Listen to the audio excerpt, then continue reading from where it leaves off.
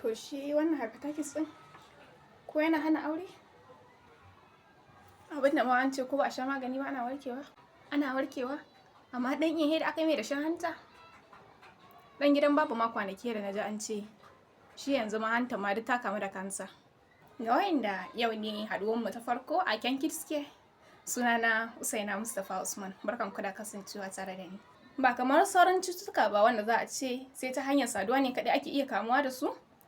Ta silar gurɓataccen abinci, ruwan sha, muhalli mara tsafta, ta hanyar saduwan ma, raba kilifa, sheva ko kuma ta haɗakar jini, mutum na iya kamuwa da ciwon hanta.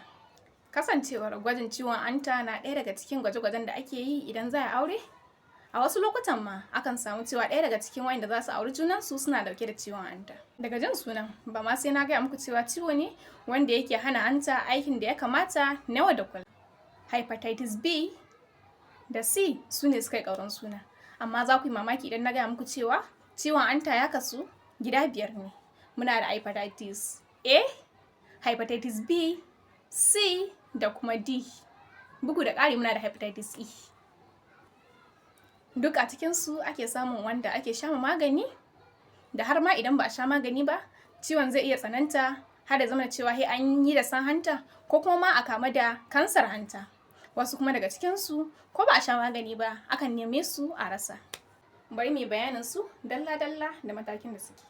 Ka kuma ta cewa na ce muku wannan ciwon hanta muna da su sun kasu kashi gida 5. Hepatitis A da kuma hepatitis E suna da kamanceceniya domin su ne kalan ciwon hantan da ake kamuwa da su ta hanyar gurɓataccen abinci, ruwan sha da kuma muhalli marasa tsafta. Misali, za mu ga cewa yawancin ƙauyakunmu da kuma gidajenmu muna amfani da ɗakin bahaya ne wanda ba su da marafai. Idan aka samu cewa mai ciwon hanta ya duka ya yi bahaya a wurin, idan aka samu iska ya ɗauke wannan iskan ya ɗan busa wannan kashin, aka samu wannan ƙwayar cutar da ke sa mutum ya kamu da ciwon hanta ya kai ma wani wurin. Misali a wani wurin kuma sun aje abinci ko kuma ruwan shan su, idan mutum ya ci wanda bai da hepatitis din zai kamu da ciwon hanta. Sai dai kuma wannan ciwon hanta su ne kalan ciwon hantan da mutum zai iya diba kan shi yanzu ya ga yana da ita, amma kuma zai nema nan gaba ya rasa ko da ba a sha magani ba.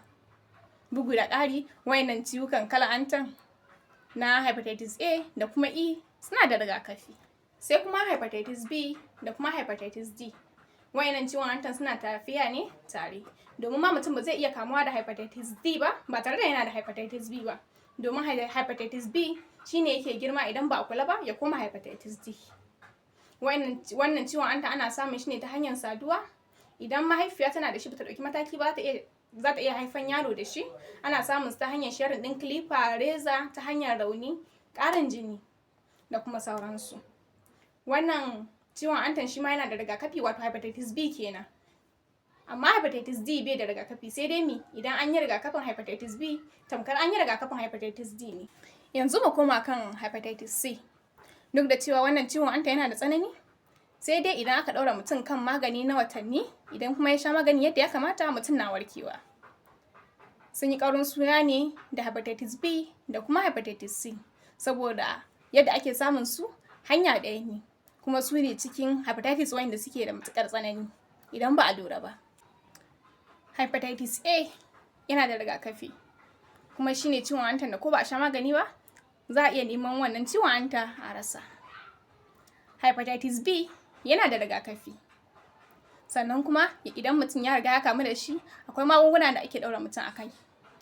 Hepatitis C bai da rigakafi, sai dai idan mutum ya kamu da wannan hepatitis ɗin, idan aka ɗaura mutum kan magani ya sha na 'yan watanni a bisa ƙa'ida kuma yadda ya kamata, mutum zai nemi wannan hepatitis ɗin ya rasa. Ma'ana mutum zai warke daga wannan hepatitis ɗin. Hepatitis D bai da rigakafi, amma sai ta hanyar hepatitis B ne mutum kaɗai zai iya samun hepatitis D. Ma'ana yin rigakafin hepatitis B tamkar kai rigakafin hepatitis D ne. Sannan kuma hepatitis E na ƙarshe kenan. Shi wannan hepatitis ɗin shi ma yana cikin hepatitis ɗin da idan mutum ya kamu da shi za a iya neman su a rasa. Sannan kuma akwai rigakafin wannan hepatitis ɗin na hepatitis E. Sai dai kamar cikin alamomin ciwon hanta akwai yalon idanu, sannan kuma yalon fata, akwai duhun fitsari, saurin gajiya, kasala, ciwon ciki, wani sa'in ma hada amai da gudawa da kuma sauransu. Warkewar ciwon hanta na da alaƙa ne da kalar ciwon hantar da mutum ya kamu da shi, matakin da ciwon hantan yake, da kuma idan an tarbi ciwon hantan da wuri ko kuma akasin haka. Sai dai inda wani abin, amma ciwon hanta kaɗai bai hana aure. A bidiyo na gaba zan faɗi mana matakin da za a bi idan aka samu cewa ɗaya daga cikin wanda za su auri junansu suna ɗauke da ciwon hanta.